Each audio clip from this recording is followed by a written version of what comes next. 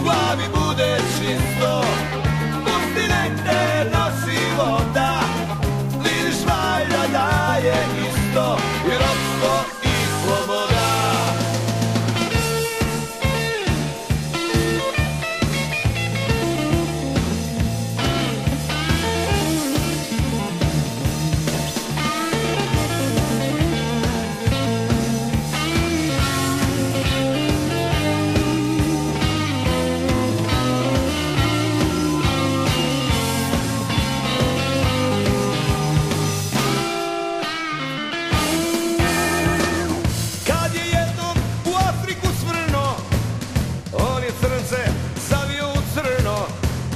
Sigurno su krivi stihopletci,